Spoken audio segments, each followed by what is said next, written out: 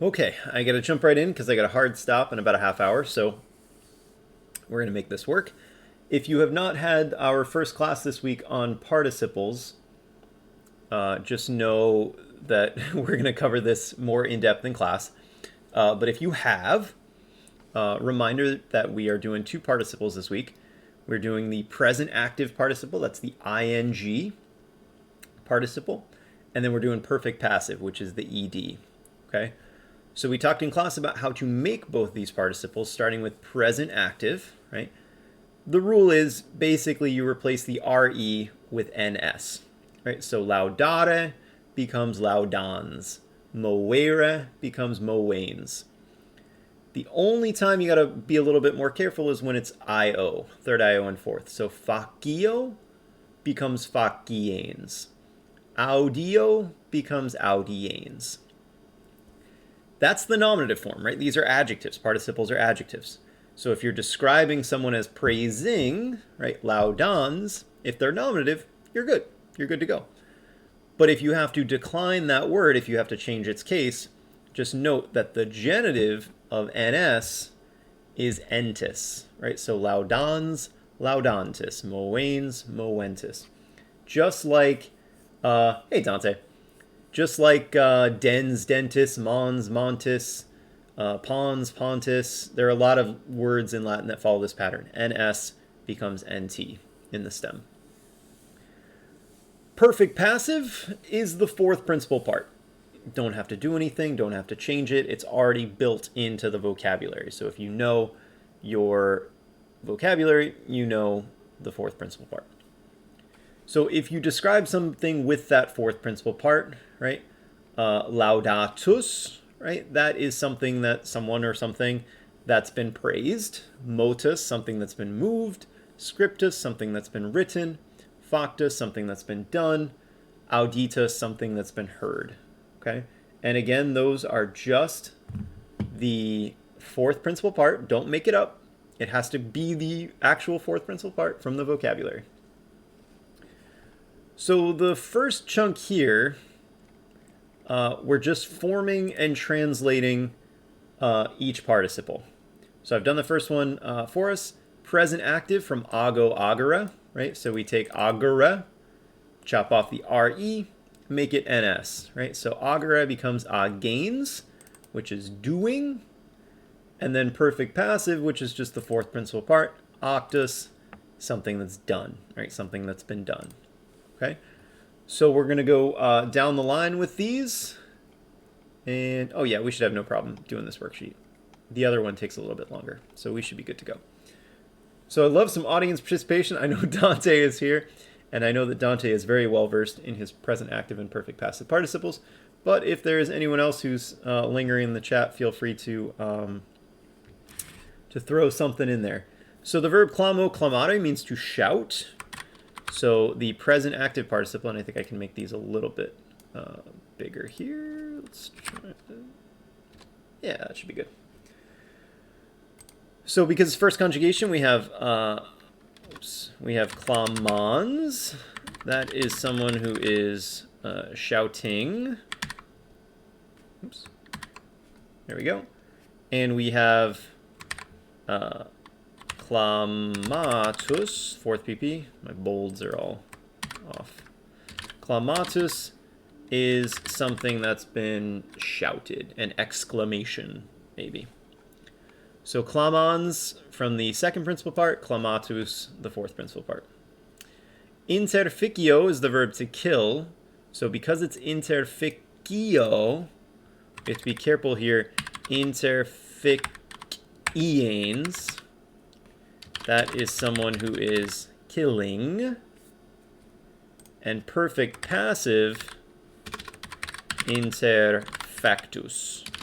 And that's someone that's been killed. Okay, so the present active is the ns from the second principal part. Perfect passive is the fourth principal part, all by itself.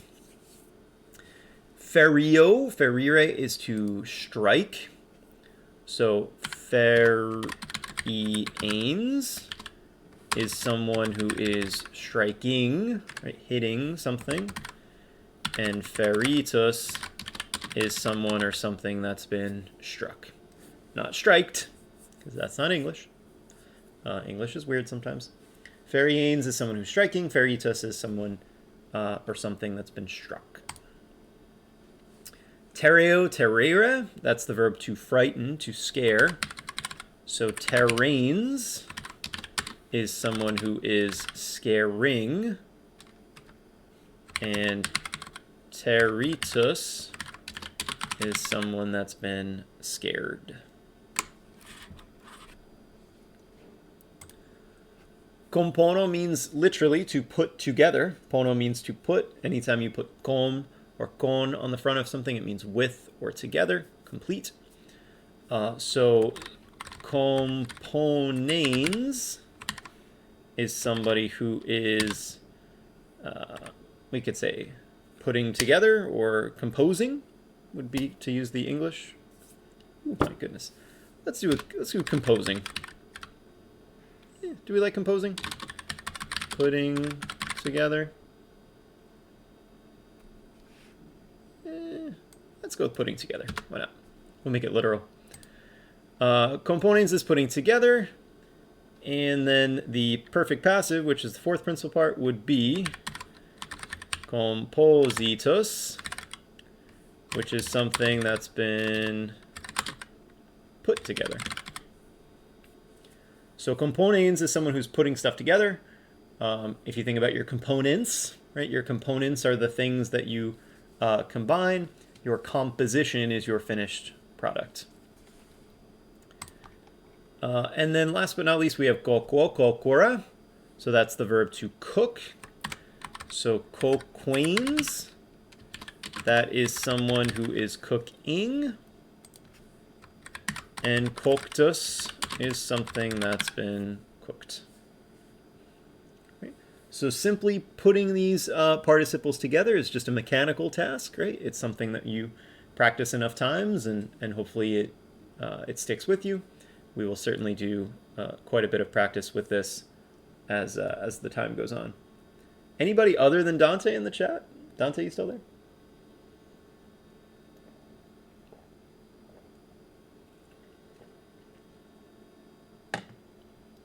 I thought this was a longer worksheet. I was a little concerned, but I think we can finish this one in plenty of time. Okay. So focusing in on the present active participles, because those are the ones that are arguably more difficult to decline. The ing ones are what I'm talking about, the ens, entis. Just a reminder that they are third declension. And I know that third declension can be a little tricky. So just a reminder of the endings and what they are up here. They are I stems, so we have some extra I's, right? The ablative singular, right, is kind of wishy-washy. It can be the E or the I, depending on the situation. Don't let that complicate things. The genitive plural, right, IUM, we know that one, we like that one. And then for neuters, we also have those IAs. So just keep those in mind. So doing these noun-adjective pairs, like you would do any noun-adjective pair, except now it's a participle, I would say let's start with the noun. Let me do my formatting here real quick. My apologies. Table design.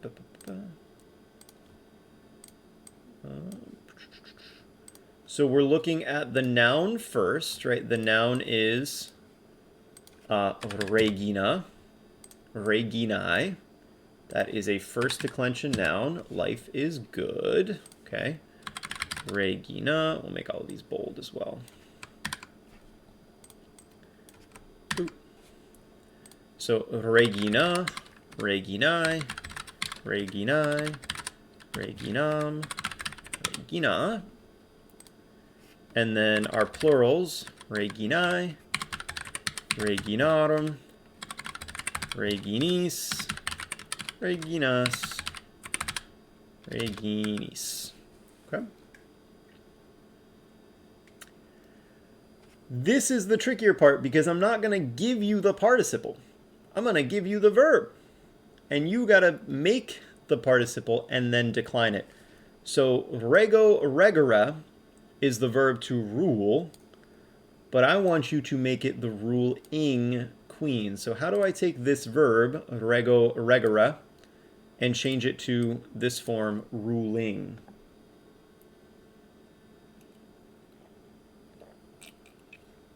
So sad. This is probably my least attended live video of the entire year. Not a soul to be found. What's happening in the Discord? Nothing. All right.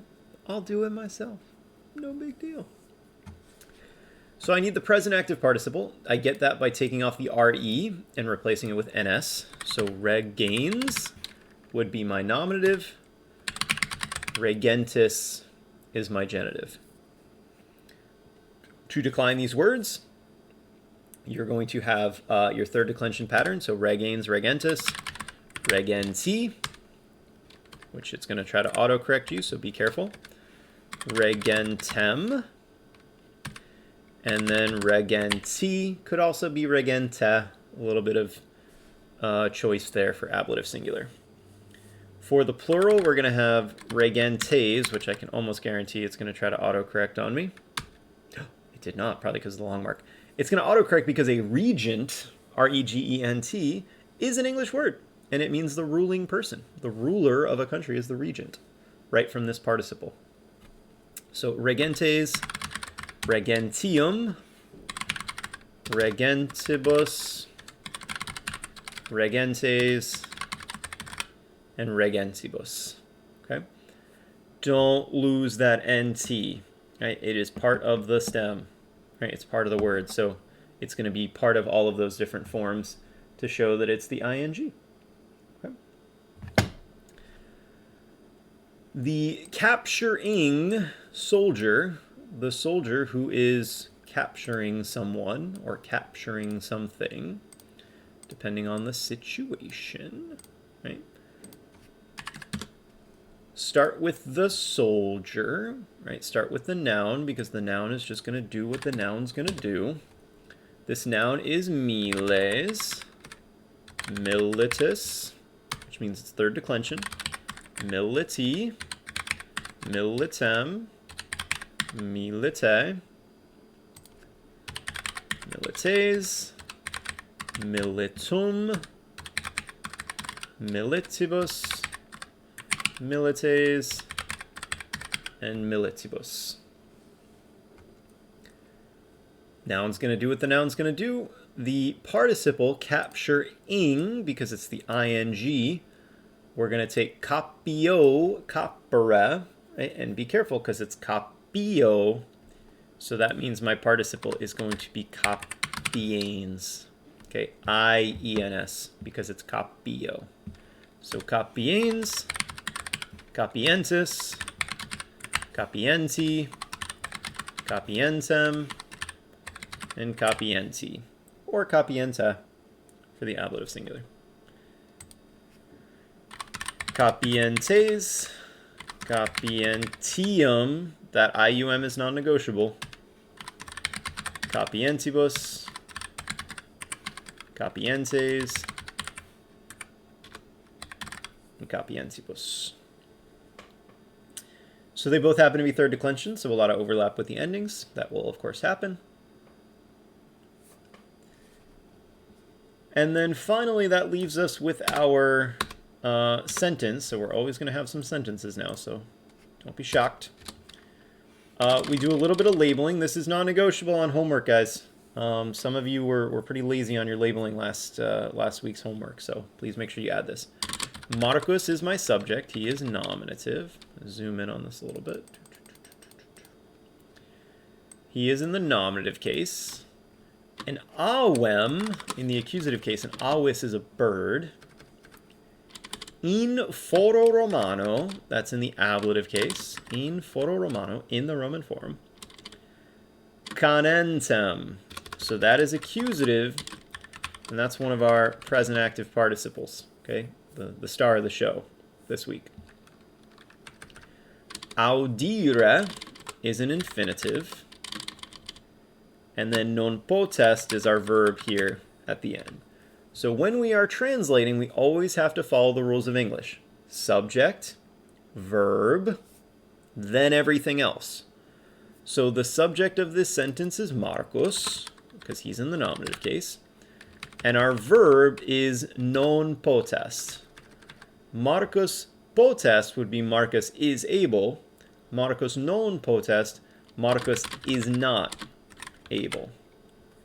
When you have the verb to be able, very often you're going to have an infinitive with it, right? We talked about this earlier this year. Marcus is not able to hear, audire. What is he not able to hear? The accusative. What's the direct object? And it's an auem. He's not able to hear the bird.